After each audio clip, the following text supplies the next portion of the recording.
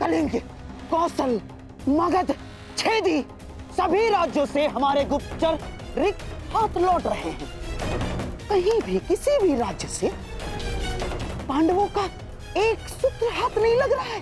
क्या पूरे भारतवर्ष में नहीं है वो? ऐसे कहां अंतर्ध्यान हो गए हैं ये पांडव? युवराज की जय हो। मैं पांडवों की खोज में काशी गया था, पर काशी में भी पांडवों की कोई सूचना नहीं मिली युवराज। तुम्हारा साहस कैसे हुआ मेरे सामने आने का?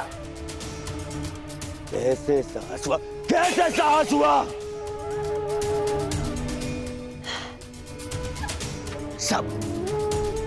सब मेरी असफलता का संदेश देने क्यों चले आते हैं?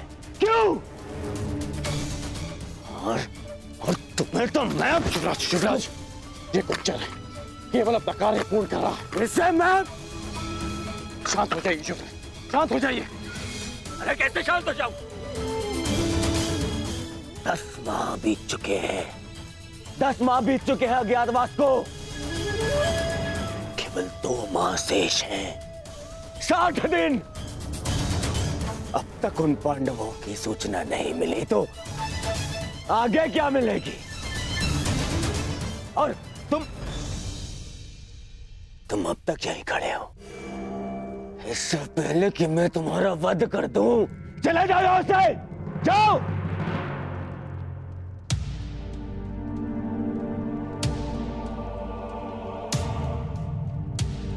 मेरी सफलता मुझसे दूर जा रही है।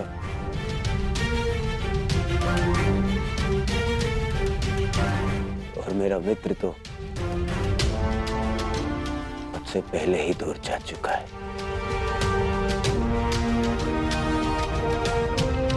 और सब कह रहे हैं कि शांत रहो, शांत हो जाओ, शांत हो जाओ। शांत होने की आवश्यकता है।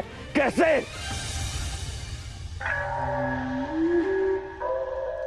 शांत होने की कोई आवश्यकता नहीं है दुर्योधन,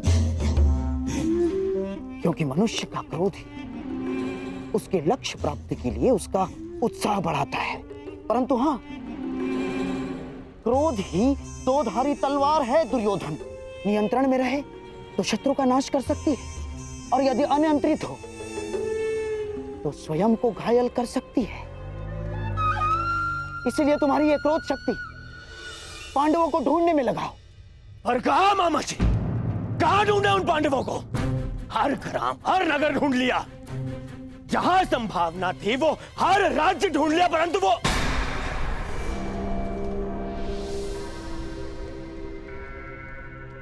कहीं ऐसा तो नहीं कि हमें जहां ढूंढना चाहिए हमने वहां नहीं ढूंढा। हमारे किसी मित्र राज्य में। हाँ दुर्योधन, हर जगह तो नहीं ढूंढा है हमने पांडवों को।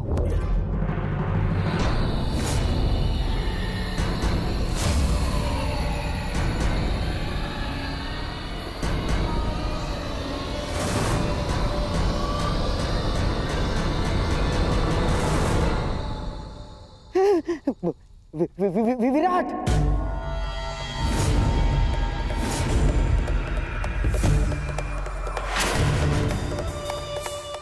विराट में ढूंढना शेष है। विराट हमारे अधीन है, और विराट का सेनापति कीचक तुम्हारा मित्र। इसीलिए हमने विराट में गुप्तचर भेजे ही नहीं। और अवश्य पांडव यही सोचकर विराट नगर में होंगे कि हम उन्हें वहां ढूंढेंगे ही नहीं।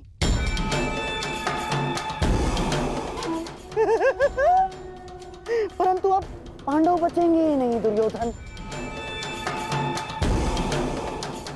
आज ही मैं अपने गुप्तचरों को विराट जाने की आज्ञा देता हूं। आज ही। नहीं, वहां गुप्तचर नहीं जाएंगे।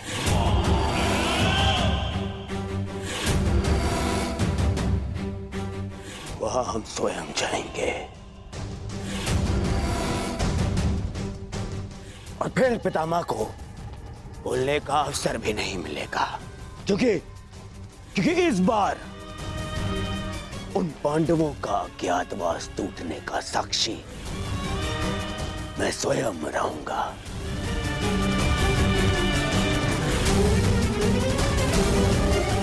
और फिर कीचक मेरा परम मित्र है।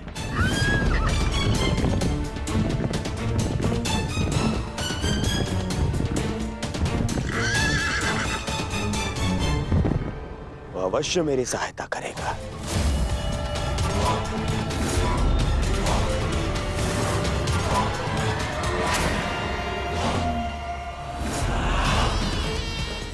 कीचक कहने को सेनापति है, परंतु वास्तविकता में विराट का पूरा नियंत्रण उसी के हाथ में।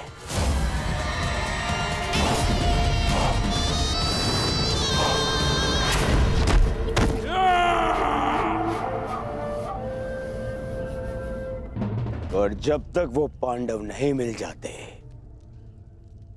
हम कीचक के साथ विराट में ही रहेंगे।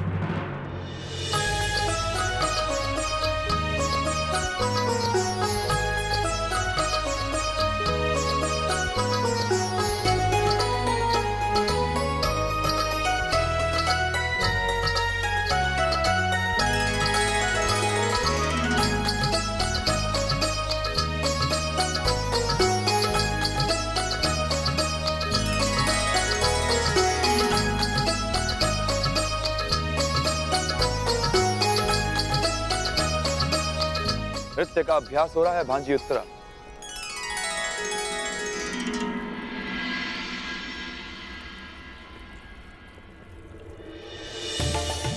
महावश्री,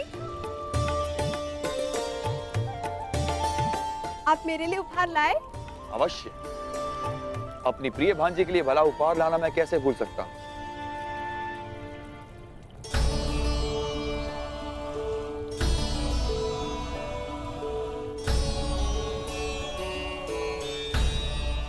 ये क्या मावश्री, फिर से वस्त्र? ये कोई साधारण वस्त्र नहीं है उत्तरा। कलिंग राज्य का सबसे श्रेष्ठ वस्त्राकार के हाथों का बुना मलमल है। जब आपको मेरे मनचाहे वस्त्र लाने ही नहीं होते हैं, तो आप पूछते ही क्यों है कि क्या मंगाना है? आप भूल गए मैंने आपसे घुंघरू मंगवाए थे। मेरी प्रिय भांजी उत्तरा, शीघ्र ही तुम्हें किसी बड़े राज्य की महारानी बनना है। फिर तुम्हारे एक संकेत पे सैकड़ों नर्तकियां अपना कौशल दिखाएंगी। तुम्हें साधारण घुंघरुओं की क्या आवश्यकता है? होने वाली महारानी हो, अपने वस्त्र आभूषण पर ध्यान देना चाहिए। इस नृत्य और वादन में क्या रखा है, इसका कोई लाभ नहीं। क्षमा चाहती हूँ सेनापति महोदय, परंतु संगीत साधना शस्त्र साधना से कम नहीं होती। वस्त्र आभूषण शरीर सजाते हैं, परंतु संगीत मन को संतोष का आभूषण देता है। शस्त्रों से किसी राज्य को तो जीता जा सकता है, परंतु संगीत मन को जीतने का माध्यम है। यदि तुम उत्तरा की शिक्षिका ना होती ब्रनला, तो मेरे समक्ष मुख खोलने का दंड मृत्यु होता। तुम एक किन्नर हो, तुम्हें क्या भान की राजस्त्रियों का आचरण क्या होना चाहिए और राजपुरुषों का पौरुष क्या मांग रखता है। तुम तो ना पूर्ण पुरुष हो ना पूर्ण स्त्री। जाओ अपनी वीणा संभालो।